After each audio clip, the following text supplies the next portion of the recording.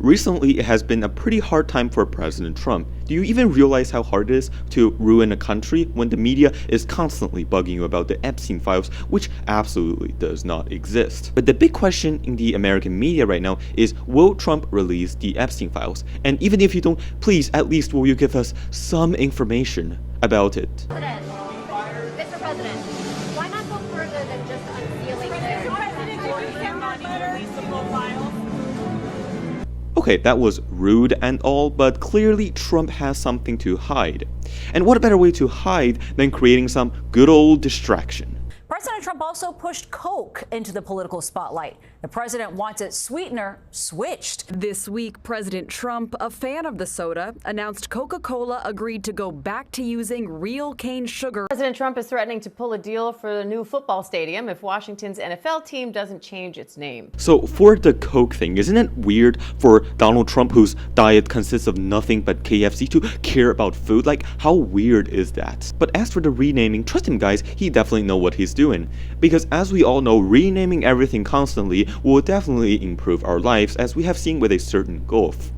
In fact, this renaming strategy is so effective, I think we should have a federal executive agency for renaming stuff. Taxes? No, Timmy, that's an involuntary patriotic contribution. If we do that, we may get zero tax evasions. So currently, Trump is trying to hide the Epstein files, and I am sure that all of the GOP and the MAGA will assist him unconditionally and allow him to get away. Right? I want to see it released. I like transparency on anything. I want to know the chain, I want to know the money, I want to know the people involved, and all gloves are off. There's a bipartisan push underway right now to demand the release of all the Jeffrey Epstein files that is underway in the House. So far, it's got 10 Republican co-sponsors that include some of the president's most vocal supporters. How surprising! What a betrayal! How dare you not to obey the supreme leader of the Republican Party? Like, you know it's bad when even Jake and Jelly Chansley, the QAnon conspiracy theorist who went into jail for Trump, turns against him. Not even Jeffrey Epstein, who went to jail because of child sex trafficking. But not this guy. This guy went to jail for the Capitol riots, and he is now turning against Trump. That's how bad it is.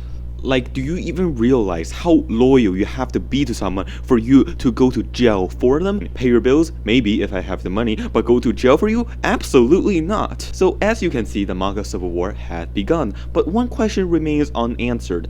Is Donald Trump in the Epstein files?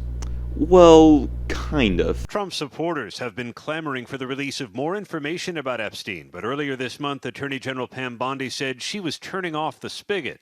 The Wall Street Journal reports Bondi and Blanche informed the president in May his name appears multiple times in the Epstein files. So yeah, Trump is in the Epstein files, but there's a catch. He's not necessarily a client of Jeffrey Epstein. But this raised more questions than it answered, like why is his name on the Epstein files, what is his connection to the case, and is Trump a pedophile? And there is only one way for Trump to answer that, which is to release the Epstein files. And also we get to know what other pedophiles are on the list. So come on, Donald, release the files, and don't you rename the Epstein files to something else. Oh, I think I might have accidentally gave him that idea.